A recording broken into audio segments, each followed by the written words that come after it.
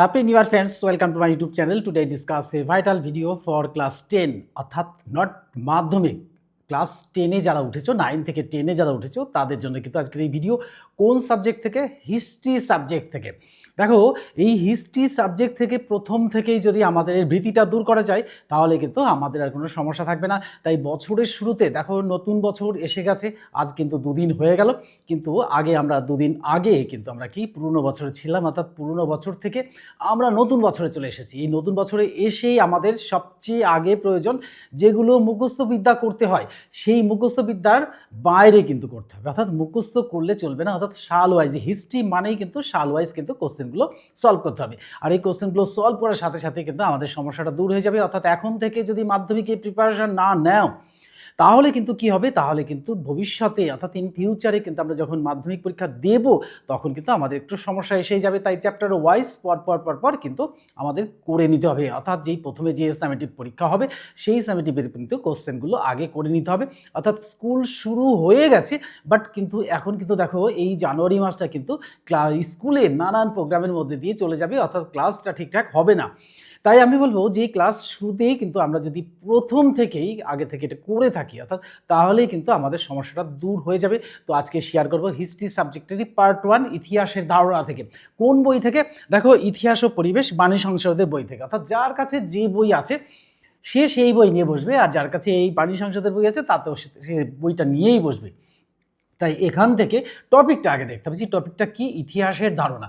এই ইতিহাসের ধারণা থেকেই কিন্তু আজকে কোশ্চেনগুলো করা হবে। যতটা পড়বো সেখান থেকে যে কোশ্চেনগুলো করা হবে সেই কোশ্চেনগুলো কিন্তু ছোটো প্রশ্নগুলোর উত্তর আমি তোমাদের সামনে শেয়ার করব, কীরকম অ্যান্সার সমেত। তাহলে এই ছোটো প্রশ্নর যে অ্যান্সারটা হবে সেটাও কিন্তু লিখে দেবো। তো চলো শুরু করি। দেখো শুরুতেই আমরা বলবো যে আমরা বইটা একটু পড়বো, অর্থাৎ এই বইটা পড়ার সাথে সাথে কিন্তু আমাদের একটা প্রাথমিক ধারণা হয়ে যাবে যে ইতিহাসটা কি, ইতিহাসটা কোথা থেকে এলো, কি ব্যাপার, এটা কিন্তু চলে আসবে। দেখো আমি পাই টু পাই পড়বো এই কারণের জন্য। দেখো এখানে দেখো ইতিহাস কাকে বলে এই নিয়ে কিন্তু বিতর্ক বহুদিন ধরেই চলে আসছে। তো এটা নিয়ে যে বহুদিন ধরে সেই বিতর্ক চলে আসছে তার একটু কিন্তু সমাধান দরকারই আছে। তো সাধারণভাবে ইতিহাস বলতে অতীতের ঘটনাকে বোঝায়। তাহলে আমরা অতীত দিনে যে কাজগুলো করেছি অর্থাৎ করেছিলাম অতীতে যেগুলো করেছিলাম, তাহলে এই যে অতীত হয়ে গেছে অর্থাৎ পাস্ট হয়ে গেছে সেই ঘটনাগুলোই কিন্তু এই বইগুলোতে লিপিবদ্ধ থাকে। আর এই বই থেকে কিন্তু আমরা সেই ধারণাটা পেয়ে থাকি। দেখো এই পেয়ে থাকার কারণই হচ্ছে কি না, সেগুলো ঘটে গেছে, অর্থাৎ ইতিহাস মানেই ঘটে যাওয়া ঘটনা। তাহলে বোঝা গেল যে ইতিহাসটা কি আসলে, এটা কিন্তু বোঝাই গেল। তারপর দেখো যে বলছে ইতিহাস কোনো কাল্পনিক কাহিনী বা রূপকথার গল্প নয়। যে আমরা গল্পগুলো পড়ছি অর্থাৎ যে টপিকটা নিয়ে আলোচনা করছি সেটা কিন্তু কোনো কাল্পনিক ঘটনা নয়, এই ঘটনা কিন্তু ঘটে গেছে, সেই ঘটনাগুলোই কিন্তু ইতিহাস বইতে লিপিবদ্ধ থাকে। আর লিপিবদ্ধ থাকার কারণেই কিন্তু আমরা পড়ে জানতে পারছি যে অতীত দিনে কি ছিল। তাহলে দেখো আমরা অতীতে কি ছিল সেটা সম্পর্কেই জানতে পারছি। তো দেখো ব্রিটিশ ঐতিহাসিক বিউরি লিখেছেন যে ইতিহাস হলো একটি বিজ্ঞান, এর কম নয়। তাহলে দেখো বেশিও নয়, অর্থাৎ কমও নয় বেশিও নয়, অর্থাৎ ইতিহাসটা হচ্ছে একটা বৈজ্ঞানিক পথ অবশ্যই।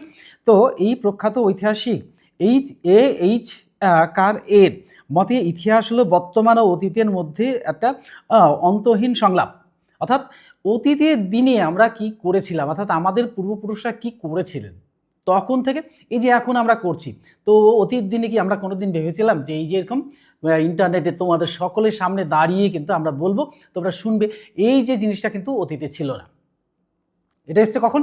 এটা এসছে আমাদের সময়। তাহলে এই যে অতীত থেকে এই সময়টার মধ্যে ফারাক, এটাই হচ্ছে ইতিহাসের ধারণা। এটা থেকেই কিন্তু আমরা সমস্ত কিছু জানতে পারি। তো দেখো এই যে এখান থেকে আরও একটুখানি শেয়ার করব যে প্রাচীন গ্রীষ্মে প্রথম ইতিহাস চর্চার সূচনা হয়। তাহলে এখানে একটা প্রশ্ন চলে আসে যে প্রাচীন গ্রীষ্মে ইতিহাস চর্চার শুরু হয়। আর কি হয়, গ্রিক ঐতিহাসিক হেরোডোটাস প্রথম লিখেছিলেন, ইতিহাস লেখার সূচনা করেছিলেন বলে তাকে বলা হয় ইতিহাসের জনক। তাহলে কোথায় হলো? গ্রীসে হলো, প্রাচীন গ্রীসে হলো। আর কে লিখলেন? ঐতিহাসিক হেরোডোটাস লিখলেন। তার কাহিনীগুলো যে কাহিনীগুলো তিনি দেখেছেন শুনেছেন সেগুলোই কিন্তু লিপিবদ্ধ করে গেছেন, সেগুলোই কিন্তু আমরা পড়ছি। তাহলে সেই হচ্ছে বা তিনিই হচ্ছেন যে ইতিহাসের জনক, অর্থাৎ হেরোডোটাসকে ইতিহাসের জনক বলা হয়। এটা কিন্তু ইম্পর্টেন্ট, পরীক্ষায় এসে বসে আছে। তো এটাও কিন্তু উত্তর সমেত শেয়ার করব। এবার দেখো যে তারও পরে ইতিহাসের জনক বলা হয়। তারপরে দেখো গ্রীসের অপর ঐতিহাসিক এই থুকিডিডিস বৈজ্ঞানিক ইতিহাস চর্চার স্রষ্টা হিসাবে পরিচিত। তাহলে ইতিহাস স্রষ্টার চর্চার স্রষ্টাকে, সেটাও কিন্তু হয়ে গেল। এখানেও কিন্তু একটা ইম্পর্টেন্ট কোশ্চেন। তো যে ইম্পর্টেন্ট কোশ্চেনগুলো আছে সেগুলো কিন্তু তোমাদের সামনে শেয়ার করব। এবার দেখো ইতিহাসের অন্তর্ভুক্ত হয়েছে, এক কথায় ইতিহাসের পরিধি দিনে দিনেই বেড়ে চলেছে। অর্থাৎ আগে একরকম ছিল, তারপর একটু ঘটেছে, তারপরে ধরো আমাদের সভ্যতার উষালগ্নে মানুষ কেমন ছিল, তখন থেকে আজকের দিনটা ভাবো যে সেই সময়টা যে মানুষগুলো ছিল, সেই মানুষগুলো দেখো কি না, সেই মানুষগুলো কি করছে না, সেই মানুষগুলোরই একটা বংশধর আমরাও এসে দাঁড়িয়েছি এখন ইন্টারনেট দুনিয়ায় তোমাদের সামনে। তবে দেখো যে রাজনৈতিক ইতিহাসের পাশাপাশি আধুনিক মানুষের আর্থসামাজিক অবস্থা, শাসকের বিরুদ্ধে মানুষের প্রতিক্রিয়া এবং পারিপার্শ্বিক পরিবেশ প্রভৃতি ইতিহাসবিদদের লেখায় ধরা পড়েছে। তো সেই সময় যে সমস্ত শাসকরা শাসন করেছে তার কাহিনী কিন্তু ধরা রয়েছে ইতিহাস বইতে। অর্থাৎ ইতিহাসের কাহিনী পড়লে আমরা সমস্ত কিছু সম্পর্কে জানতে পারি। অর্থাৎ সেই অতীত দিনের অবস্থা থেকে বর্তমান পর্যন্ত এই যে সময়টা, এই যে পিরিয়ড অফ টাইমটা, এটা সম্পর্কে কিন্তু আমরা একটা ধারণা লাভ করতে পারি। তাহলে আমরা ইতিহাস বই পড়বো কেন, ইতিহাসের কি ধারণা, এখান থেকে কিন্তু এটা বোঝা গেল। চলে আসি এবার আধুনিক ইতিহাসের বৈশিষ্ট্য। দেখো আধুনিক কালে ইতিহাস চর্চার ক্ষেত্রে আমাদের দুটি প্রশ্নের মুখোমুখি হতেই হয়। তো ইতিহাস চর্চা করতে গেলে দুটি প্রশ্ন, কি কি সে প্রশ্ন, এখানে কিন্তু একটা প্রশ্ন লুকিয়ে রয়েছে। সেই প্রশ্নটা দেখো, এক হচ্ছে ওই ইতিহাসের আধুনিক যুগটা কবে থেকে শুরু হয়েছিল, অর্থাৎ কখন থেকে এই ইতিহাসের আধুনিক যুগ শুরু হয়েছিল, সেই একটা প্রশ্ন। আর একটা প্রশ্ন যে আধুনিক ইতিহাস চর্চার জন্য কি কি উপাদান দরকার, এই যে আধুনিক ইতিহাস চর্চার জন্য কি কি উপাদান দরকার, এইটাই দুটো প্রশ্নই কিন্তু আমাদের সম্মুখে এসে যায়। অর্থাৎ ইতিহাস চর্চা করতে গেলে এই দুটো প্রশ্ন কিন্তু এসে যায়। এটাও কিন্তু প্রশ্ন একটা হয়ে গেছে, এটাও কিন্তু পরীক্ষায় আসার মতো কোশ্চেন, এটা কিন্তু তোমরা দাগিয়ে নেবে আর আমি তোমাদের সাথে উত্তর সমেত কোশ্চেন দিয়ে শেয়ার করব। আচ্ছা, এবার দেখো যে তবে এই ইতিহাস অধুনা বা সাম্প্রতিক বলতে যে কতটা অধুনা এবং তা বড় বিতর্ক বিষয়, যে কতটা আধুনিক এটা নিয়েও কিন্তু একটা বিতর্কের বিষয়। তো ঐতিহাসিকদের মধ্যে বিভিন্ন মতবাদ কিন্তু প্রকাশ হয়, তাতেই বোঝা যায় যে এই ইতিহাসের ধারণাটা কিন্তু এক এক ঐতিহাসিক এক এক রকমভাবে লেখেন। তারপরে চলে আসি দেখো, এবার আসবো যে ভারতে ইতিহাস চর্চার ক্ষেত্রে ঔরঙ্গজেবের মৃত্যু। ঔরঙ্গজেব কে, এটা কিন্তু একটা প্রশ্ন। ঔরঙ্গজেব হচ্ছে কি জানো হচ্ছে এই যে বাবার হলো আবার জ্বর সারিল ঔষধে, এই যে বাবার হলো আবার জ্বর সারিল ঔষধে, এই ঔষধেই হচ্ছে সেই শেষ মুঘল সম্রাট ঔরঙ্গজেব। এই ঔরঙ্গজেবের সময় থেকে দেখো, ঔরঙ্গজেবের সময় থেকে অর্থাৎ ঔরঙ্গজেবের মৃত্যুটা এখানে দিয়েছে, অর্থাৎ এই 1707 খ্রিস্টাব্দে ঘটনাকে আধুনিক ইতিহাস চর্চার শুরু বলে সূচনা করা হয়। আর নাকি পলাশির যুদ্ধকে কেন্দ্র করে 1757 খ্রিস্টাব্দে, নাকি ইস্ট ইন্ডিয়া কোম্পানি রাজ শুরু থেকে ইতিহাস চর্চা শুরু হয়। তো এর মধ্যে কিন্তু একটা বিতর্ক আছে, উল্লেখ করা যায় যে উল্লেখ্য বিষয় যে এদেশে কোম্পানির রাজত্ব কোম্পানির রাজকে হারিয়ে এদেশে ব্রিটিশ রাজ 1858 থেকে 1947 খ্রিস্টাব্দের মধ্যে উদ্ভব হয়। তো বলা হয় যে আগের ঘটনা থেকে পরের ঘটনাটি অনেক বেশি আধুনিক। তো আগে যে ঘটনা ঘটেছে তাহলে ব্রিটিশ রাজ থেকে, অর্থাৎ ব্রিটিশ কোম্পানির পর ব্রিটিশ রাজ বা তার আগে ঔরঙ্গজেব। তো এই ঔরঙ্গজেব দেখো তখন কিন্তু বংশ পরম্পরায় শাসন চলতো। অর্থাৎ এই বাবার হলো আবার জল, যে বাবার কি এই বাবরের বাবার নাম কি ওমর শেখ মির্জা। সেই সময় থেকে কিন্তু এইখানে ইতিহাস চর্চা শুরু হয়েছে বলে মনে হয়। আবার কেউ বলেন না ইস্ট ইন্ডিয়া কোম্পানি এদেশে আগমন থেকে ইতিহাস চর্চা শুরু হয়, আবার কেউ বলেন যা ব্রিটিশ রাজ থেকে শুরু হয়। এর মধ্যে কিন্তু একটা মতবাদ লক্ষ্য করা যায়। তাহলে এখানে আমরা কিন্তু 3টে কোশ্চেন পেয়ে গেলাম। যে 1 নম্বর পেলাম যে ঔরঙ্গজেবের মৃত্যু কবে, ঔরঙ্গজেব কে এটা ধরতেই পারি, আর ঔরঙ্গজেবের মৃত্যুটা কবে এটা একটা প্রশ্ন।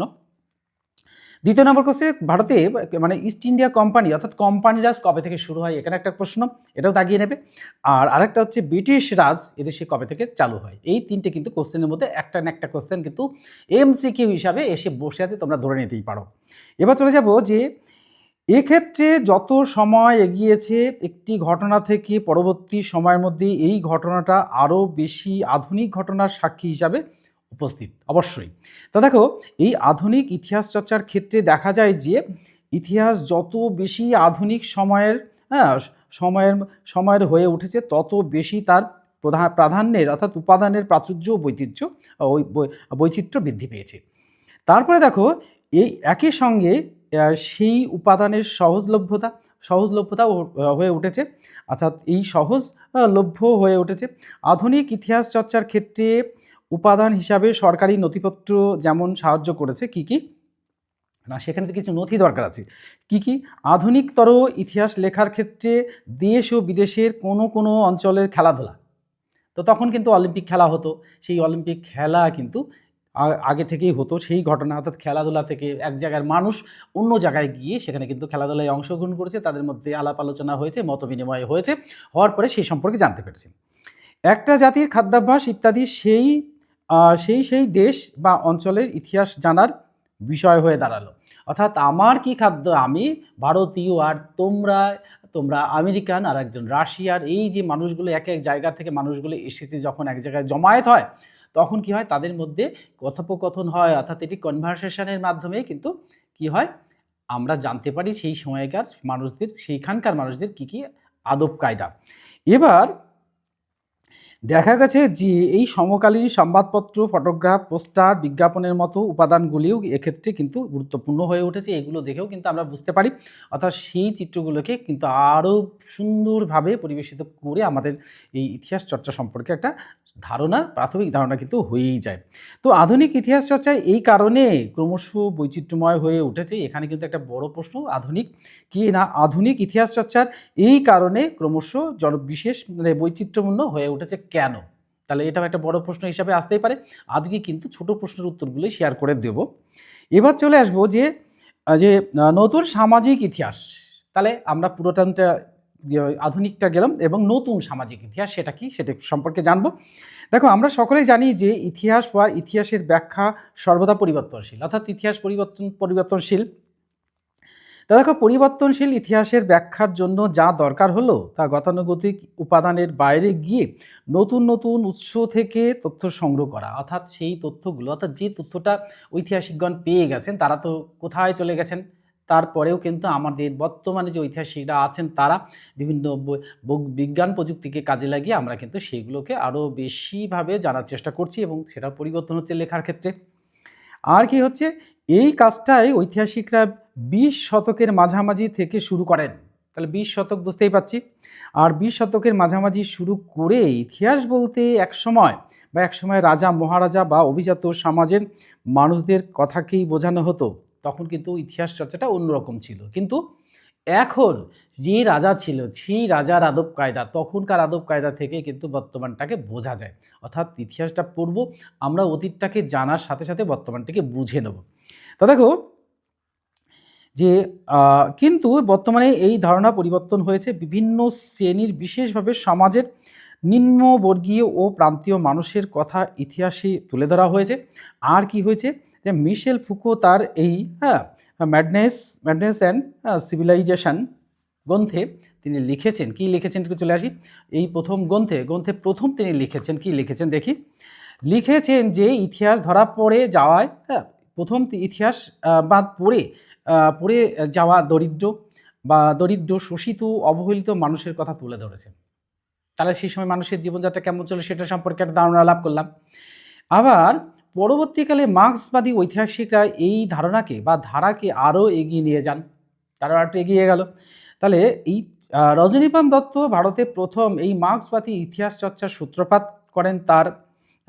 তার লেখা একটি বিখ্যাত গ্রন্থ হলো ইন্ডিয়া টুডে। তাহলে এখানেও কিন্তু একটা কোশ্চেন লুকিয়ে থাকলো, এই ইন্ডিয়া টুডে গ্রন্থটির লেখককে, আর এই রজনীকান্ত দত্তটাই বা কে, এখানে কিন্তু ছোট প্রশ্ন। তো বললাম না, দেখো ইতিহাসের প্রত্যেকটা লাইনে কোশ্চেন থাকে, কোশ্চেনটাকে তৈরি করা শিখতে হবে। তো কোশ্চেনটা তো সকলের ক্ষেত্রে তৈরি করা সম্ভব নয়। যারা টিচার আছে বা যারা আরও এক্সপার্ট স্টুডেন্টস, তারা কিন্তু কি করে এই রেফারেন্স বইগুলো ঘাঁটে। তা আমি আজকে বাণী সংসদ ঘাঁটছি, তোমরা হয়তো অন্য একটা বই নিয়ে ঘাঁটছো। এই ঘাঁটতে যে প্রশ্নগুলো পেয়ে যাবে সেইগুলোই কিন্তু লিপিবদ্ধ করবে। তাহলে দেখবে মাধ্যমিকে গিয়ে টেস্ট পেপারে দেখবে ওই ধরনের কোশ্চেনে ভর্তি, অর্থাৎ সেই ধরনের কোশ্চেনগুলো কোথায় পেলো, ওই যে রেফারেন্স বই থেকে কোশ্চেনগুলো পেয়ে গেল। তো সেই কোশ্চেনগুলো যদি আমরা আগে থেকে করে রাখি তাহলে আমাদের মাধ্যমিকে যখন পরীক্ষা দেব, তো এবার যারা দেবে বুঝতেই পারছো তাদের কিন্তু সিরে সংখ্যা দিয়েই তো চলে এসছে পরীক্ষা, তোমরা এদের পরে তোমরা দেবে, তোমরাও কিন্তু সেইটা পাবে, অর্থাৎ টেস্ট পেপারটা তোমাদের হাতে চলে আসবে, তোমরাও কিন্তু এরকম পাবে। তো আগে থেকে তৈরি করে রাখলে আমার সুবিধা হয়। একটা ইতিহাসের খাতা করলে যেখানে এমসিকিউ ছোটো ছোটো প্রশ্ন যেগুলোকে পরপর সাল ওয়াইজলে, আমি বলেছি যে ইতিহাস পড়া মানে সাল ওয়াইজ পড়তে হবে, অর্থাৎ ধরো 1900 সালে বা 1800 সালে বা 1700 সালে পেছন দিকে চলে যায়, সেখান থেকে শুরু করলাম তা 1600 সালে কী কী ঘটনা ঘটেছিল সেই ঘটনাগুলো কিন্তু যদি তোমরা লিপিবদ্ধ করে রাখতে পারো তাহলে কিন্তু সুবিধাই হয়। এবার আসবো টুডে।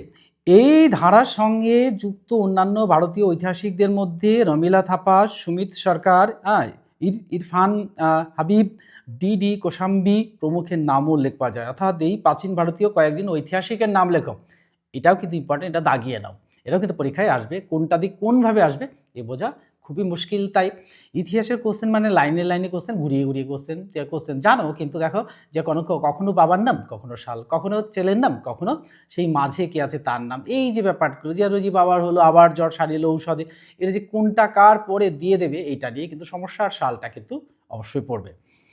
এবার চলে আসবো যে এইভাবে 1916 থেকে 70-এর দশক থেকে ইংল্যান্ড, ফ্রান্স, আমেরিকা প্রভৃতি দেশে সমাজের নিচু তালার মানুষকে নিয়ে যে ইতিহাস চর্চার সূত্রপাত হলো তাই হলো এই সামাজিক ইতিহাস নামে পরিচিত। তাহলে সামাজিক ইতিহাসটা আমরা বুঝে গেলাম যে সামাজিক ইতিহাসটা কি। এবার আসবো আমরা ফ্রান্সে এই ইতিহাস চর্চার ক্ষেত্রে আনাল গস্টির এক বিশেষ ভূমিকা থাকে, অর্থাৎ ফরাসি ঐতিহাসিক লুসিয়েন। তাহলে এখানে একটা কিন্তু কোশ্চেন, লুসিয়েনটা কে? লুসিয়েন ফেভর, ফার্নান্দ ব্রদেল বা মার্ক ব্লুক, লাদুরি প্রমুখ অ্যানাল পত্রিকার, অর্থাৎ এটা অ্যানাল পত্রিকা কবে প্রকাশিত হয়? 1929 খ্রিস্টাব্দে। মানুষের মধ্যে অর্থাৎ মাধ্যমে মানুষের সামাজিক জীবনের বিভিন্ন বৈচিত্র্যময় দিকগুলি তুলে ধরেন এই সমস্ত পত্রিকার মধ্যে দিয়ে। এবার আসবো যে 1980 এর দশক থেকে ভারতসহ দক্ষিণ এশিয়ার বিভিন্ন দেশের গবেষক ও ঐতিহাসিকদের নিম্নবর্গের ইতিহাস চর্চা শুরু করেন। তাহলে কত আসলো? 1980 এর দশক থেকে ভারতসহ দক্ষিণ এশিয়ার, তো এখানে আরও পরে শুরু হয়, তো তারাও কিন্তু ইতিহাস চর্চা করেছেন এবং ইতিহাস চর্চা সম্পর্কে নানান কথাও লিখে গেছেন। এবার চলে আসবো যে নিম্নবর্গ ইতিহাস চর্চা করেন ভারতের অধ্যাপক Ranajit Guha, the on some aspect of the historiography of colonial India প্রভৃতি গ্রন্থটি রচনার মাধ্যমে নিম্নবর্গের ইতিহাস চর্চার সূত্রপাত করেন। তাহলে এখানেও কিন্তু একটা প্রশ্ন লুকিয়ে থাকলো, এটাও কিন্তু করে নেবে। পরে এই ধারার সঙ্গে যুক্ত হন গৌতম ভদ্র, জ্ঞানেন্দ্র পাণ্ডে, পার্থ চট্টোপাধ্যায়, শাহিদ আমিম প্রমুখ ইতিহাসবিদ। তাহলে এরা সবাই কিন্তু আধুনিক যুগের ইতিহাসবিদ। এই ইতিহাসে মানুষের দৈনন্দিন জীবনের সঙ্গে যুক্ত বিভিন্ন বিষয় যেমন খাদ্যাভ্যাস, পোশাক পরিচ্ছদ, এটা নিয়েও কিন্তু আলোচনা হয়। আর কি? খেলাধুলা, শরীরচর্চা, যানবাহন, যোগাযোগ ব্যবস্থা, পরিবেশ প্রভৃতি অন্তর্ভুক্ত হয়েছে। তাহলে খেলাধুলার সঙ্গে খাদ্যচর্চা, তার সঙ্গে রয়েছে শরীরচর্চা, আবার শিল্পচর্চা, যানবাহন, সমস্ত কিছুই কিন্তু ইতিহাসের মধ্যে লিপিবদ্ধ করা হয়েছে আধুনিক যুগে। তো এক কথায় এই যে সমাজের সর্বস্তরের মানুষের বিভিন্ন দিক এই ইতিহাসে প্রতিফলিত হওয়ায় একে টোটাল হিস্ট্রি আখ্যা দেওয়া হয়েছে। তো আজকে আমি এই পর্যন্তই কিন্তু শেয়ার করব। এটার সঙ্গে কিন্তু এখান থেকে যে কোশ্চেনগুলো আমি বলেছি সেই কোশ্চেনগুলো কিন্তু উত্তর সমেত তোমাদের সামনে শেয়ার করব, আর বোর্ড থেকে কিন্তু তোমরা তুলে নেবে, তাহলে কিন্তু এখানের কোশ্চেনগুলো সব সলভ হয়ে যাবে। আর এর ঠিক পরে অর্থাৎ আজকে ফার্স্ট পার্ট তোমাদের সামনে শেয়ার করছি, আর এই ফার্স্ট পার্ট শেয়ার করার সাথে সাথেই কিন্তু এখান থেকে সম্ভাব্য কোশ্চেনগুলো তোমাদের হয়ে গেল। আর যে কোশ্চেনগুলো বড় কোশ্চেন একটা বলেছি সেটাও কিন্তু তোমরা দাগিয়ে নিয়েছো। আর এর সাথে কিন্তু আমরা সেকেন্ড পার্টটা তোমাদের সামনে শেয়ার করব। শেয়ার করার সাথে সাথে সেখান থেকে যে কোশ্চেনগুলো আসবে এইভাবেই চলতে থাকবে আমাদের এই ফার্স্ট সামেটিভ পর্যন্ত, অর্থাৎ এই বছরের শুরু থেকেই কিন্তু এই প্রত্যেকটা সাবজেক্ট আমার যে সাবজেক্টগুলো সিলেক্ট করা আছে সেই সাবজেক্ট থেকে কিন্তু কোশ্চেন আসবে। আমি শুরু করেছি হিস্ট্রি, এটাই কিন্তু আজকের প্রথম ভিডিও, অর্থাৎ এই বছরের প্রথম ভিডিও। আমি শর্টসে বলে দিয়েছি যে তোমরা কিন্তু এই ভিডিওটা দেখবে, আর আমার যারা সাবস্ক্রাইবার আছো তারা কিন্তু কি করবে, অবশ্যই একটা করে লাইক দিয়ে দেবে। তাহলে কী হবে, আমারও উৎসাহ বাড়বে আর তোমরাও জানতে পারবে। আর নতুন যারা দেখছো তারাও কিন্তু একটা লাইক দিয়ে চ্যানেলটিকে সাবস্ক্রাইব করে দেবে। তাহলে কী হবে, তোমাদের কাছে ভিডিওগুলো আগে পৌঁছে যাবে। তোমরা প্রথম থেকেই, অর্থাৎ ইতিহাস চর্চা শুরু করছি, যেমন প্রথম থেকে প্রথম ধারণা শুরু হয়েছে, অর্থাৎ এই ক্লাসে উঠেই প্রথম থেকেই কিন্তু এই ধারণাটা তোমাদের এসে যাবে, তোমরা কিন্তু কোশ্চেনগুলো সলভ করতে পারবে। তাহলে চলো আমরা সেই কোশ্চেন যেগুলো আমি সিলেক্ট করে রেখেছি সেই কোশ্চেনগুলো তোমাদের সাথে শেয়ার করি। শেয়ার করার সাথে সাথে কিন্তু উত্তরগুলো হয়ে যাবে। তো আমি বেশি কিছু কোশ্চেন শেয়ার করি, 10-12টা কি 15টা কোশ্চেন হবে, দেখি কটা কোশ্চেন। তাহলে দেখো আমরা লিখে লিখে করব, এই জন্য যে এই কোশ্চেনগুলো লিখে লিখে করলে উত্তরটা সঠিক হয়ে যাবে, তোমাদের কাছে চলে যাবে। তাহলে চলো শুরু করি। দেখো 1 নম্বর প্রশ্নটা হচ্ছে, দেখো ইতিহাস কাকে বলে। দেখো ইতিহাস কাকে বলে লিখব, ইতিহাস কাকে বলে এটা লিখব। তাহলে ইতিহাস কাকে বলে লিখব, লেখার সময় উত্তর লিখব অতীত দিনের ঘটে যাওয়া, অতীত দিনের ঘটে যাওয়া ঘটনাকেই বলা হয়, ঘটে যাওয়া ঘটনাকেই বলা হয় ইতিহাস। তাহলে আমাদের একটা প্রশ্ন শেয়ার করা হয়ে গেল। এবার আসবো 2 নম্বর প্রশ্ন। 2 নম্বর প্রশ্ন হচ্ছে ইতিহাসের জনক কে। ইতিহাসের জনক কে। এই ইতিহাসের জনক এখানটায় উত্তরটা হয়ে যাবে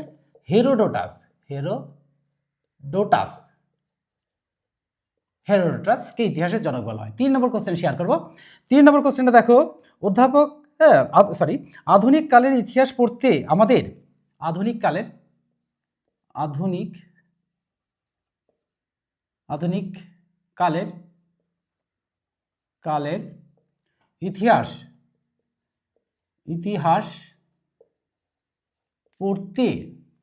ইতিহাস পড়তে আমাদের কোন দুটি প্রশ্নের মুখোমুখি পড়তে হয়।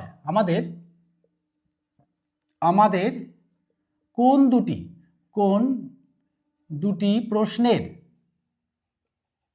প্রশ্নের মুখোমুখি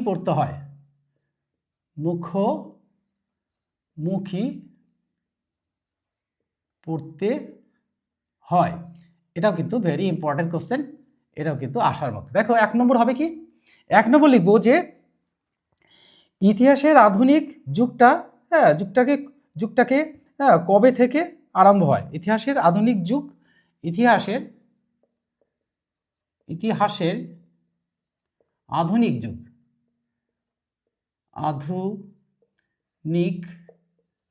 যুগ কবে থেকে শুরু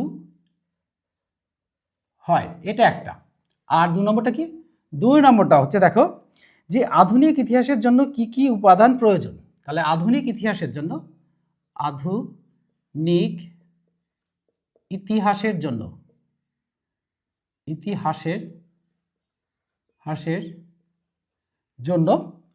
কি কি উপাদান প্রয়োজন,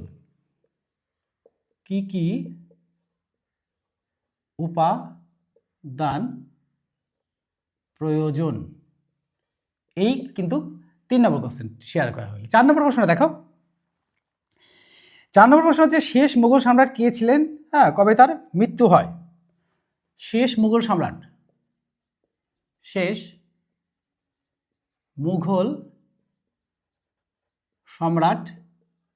কে ছিলেন এর সাথে কবে তার মৃত্যু হয়। দেখো উত্তরটা হবে শেষ মুঘল সম্রাট ছিলেন ঔরঙ্গজেব। তার মৃত্যু হয় কত সালে, অর্থাৎ 1707 সালে। 1707 সালে আমাদের কিন্তু 4টে শেয়ার করা হয়ে গেল। এবার 5 নম্বর শেয়ার করব। 5 নম্বর কোশ্চেন দেখো, পলাশীর যুদ্ধ কবে হয়। পলাশীর যুদ্ধ কবে হয়? উত্তরটা এখান থেকেই হয়ে যাবে। পলাশীর যুদ্ধ হয় হচ্ছে 1757 খ্রিস্টাব্দে, 1757 সালে বা খ্রিস্টাব্দে। এবার আসবে আমরা 6 নম্বর প্রশ্ন। 6 নম্বর প্রশ্ন হচ্ছে, দেখো, কোম্পানির রাজ, 6 নম্বর প্রশ্ন, কোম্পানি রাজ কবে প্রতিষ্ঠিত হয়? কোম্পানি রাজ কবে প্রতিষ্ঠিত হয়? উত্তরটা এখান থেকেই চলে আসবো। উত্তরটা হবে যে এটা হচ্ছে 1758 থেকে 1857, 1758 থেকে 1857 পর্যন্ত, 1758, সরি একটু ভুল হয়েছে, 1758 থেকে 1857 পর্যন্ত কিন্তু এই কোম্পানি রাজ শুরু হয়। 7 নম্বর কোশ্চেনটা দেখো। 7 নম্বর কোশ্চেন হচ্ছে যে ব্রিটিশ রাজের উদ্ভব হয় কবে? ব্রিটিশ একটু ভুল হলো, ব্রিটিশ রাজের উদ্ভব হয় কবে? সালটা কত? সালটা হচ্ছে ব্রিটিশ রাজের উদ্ভব হয় 1858 থেকে 1947, 1858 থেকে 1947 এই সময়ের মধ্যে। এবার আসবো আমরা 8 নম্বর কোশ্চেন। 8 নম্বর কোশ্চেনে দেখো, ম্যাডিলেন অ্যান্ড সিভিলাইজেশন যে সেজন গ্রন্থের লেখককে?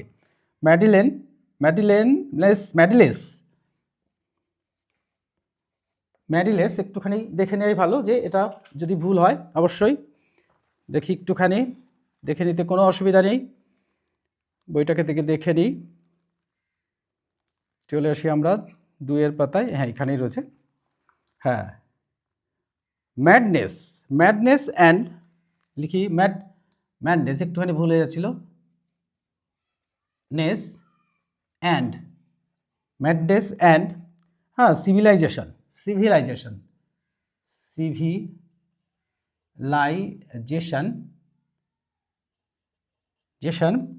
ম্যাডনেস অ্যান্ড সিভিলাইজেশন গ্রন্থের লেখককে?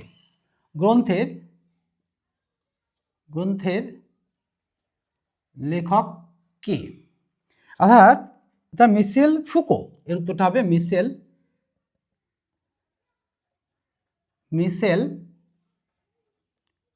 ফুকো। এই মিশেল ফুকো উত্তরটা হয়ে গেল। এবার আসবে 9 নম্বর প্রশ্ন। 9 নম্বর প্রশ্নটা পরের পাতায় আমরা শেয়ার করব, অর্থাৎ এখানে একটা শেয়ার করে হয়ে গেছে। দেখো, অর্থাৎ ইন্ডিয়া টুডে গ্রন্থের লেখক কে? 9 নম্বর প্রশ্ন, ইন্ডিয়া টুডে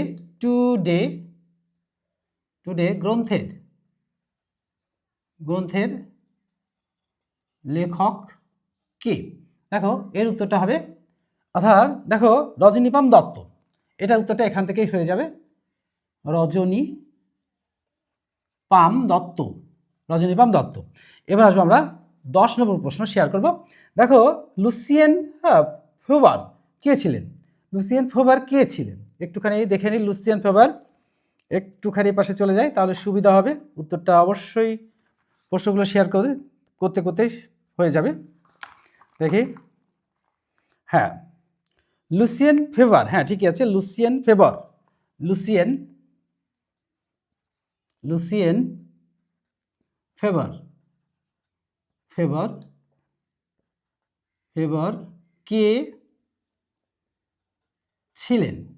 কে ছিলেন? দেখো উত্তরটা শেয়ার করব। লুসিয়েন ফেভার ছিলেন একজন ফরাসি ঐতিহাসিক, উত্তরটা লিখব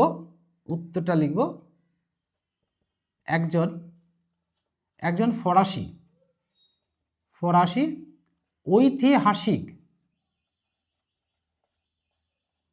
ঐতিহাসিক। দেখো 10 নম্বর কিন্তু শেয়ার করা হয়ে গেল। এবার কিন্তু আমাদের একটু বোর্ডটাকে ক্লিন করে নিতেই হচ্ছে। বোর্ডটা তার আগে কিন্তু একটা স্ক্রিনশট তুলে নাও, তোমাদের কিন্তু উত্তরগুলো কিন্তু থেকে যাবে, তাহলে সুবিধা হয়, স্ক্রিনশট তুলে নাও। হ্যাঁ দেখো, এবারে মুছে দেবো বোর্ডটা মুছে দেওয়ার সাথে সাথে কিন্তু আমাদের 10 নম্বর কোশ্চেনের উত্তর সবে শেয়ার করা হয়ে গেল। আর হয়তো বা 2-3টে কোশ্চেন আছে, দেখি কটা কোশ্চেন হয় এখান থেকে। আর কোশ্চেনগুলো লেখার সাথে সাথে অর্থাৎ বোর্ডটাকে পরিষ্কার, তোমরা তো কোশ্চেনটাকে দেখেই নিলে, আর এই বোর্ডটাকে ক্লিন করার সাথে সাথে আমি তোমাদের একটি ইনফরমেশান দিয়ে রাখতে চাই যে তোমরা কিন্তু কি করবে না, এই ভিডিওটি দেখার সাথে সাথে প্রয়োজনে একটা লাইক দিয়ে দেবে, আর কি করবে বন্ধুদের মধ্যে শেয়ার করে দেবে। আর এই বন্ধুদের মধ্যে শেয়ার করে দিলে হবে কি হবে, অর্থাৎ বন্ধুরা এই ইতিহাসের ধারণা সম্পর্কে অনেক কিছু জানতে পারবে। আর শুরুতেই যদি আমরা ইতিহাসের এই চর্চাটা রেখেই দিতে পারি, অর্থাৎ ইতিহাসটাকে ঠিকঠাক সঠিকভাবে ভালোবেসে রাখতেই পারি, তাহলে কিন্তু আমাদের খুব সুবিধাই হবে। তাই আর কোনো কিছু না ভেবেই পড়া শুরু করে দাও, অর্থাৎ সামনে কিন্তু অনেক বড় প্যারা, সেই প্যারাটাকে অতিক্রম করতে গেলে কিন্তু আমাদের লাগবে। আচ্ছা, চলে আসবো আমরা 11 নম্বর কোশ্চেন। 11 নম্বর, হ্যাঁ 11 নম্বর কোশ্চেন, 11 নম্বর কোশ্চেন অ্যানাল। অ্যানাল পত্রিকার অ্যানাল পত্রিকার প্রকাশকাল কবে? পত্রিকার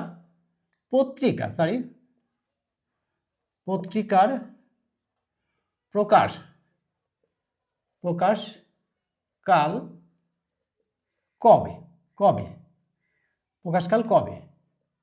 প্রকাশকাল কবে জিজ্ঞাসা চিহ্ন। এর প্রকাশকাল দেখো, প্রকাশকালটা হলো অর্থাৎ 1929 সাল, 1929 সাল বা খ্রিস্টাব্দ।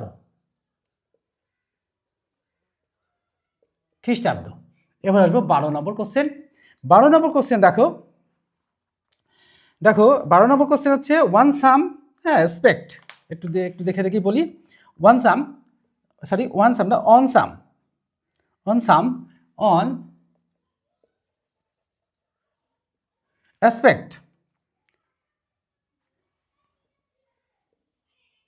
aspects on some aspects of the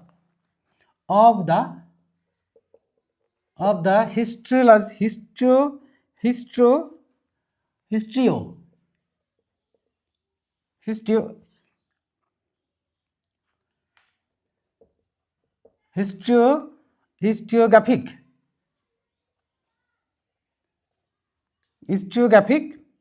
of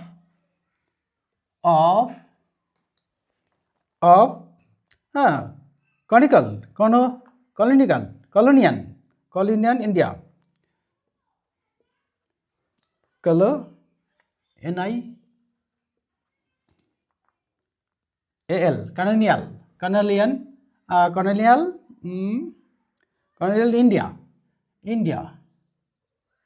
India। এটাও এর গ্রন্থটির কে লেখক কে? দেখো গ্রন্থটির লেখক কে? দেখো উত্তরটা হবে এখানে, লেখকটা হলেন দেখো ভারতীয় অধ্যাপক রণজিৎ গুহ।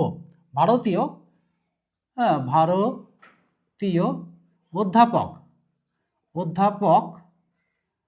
অধ্যাপক ভারতীয় অধ্যাপক রণজিৎ গুহ।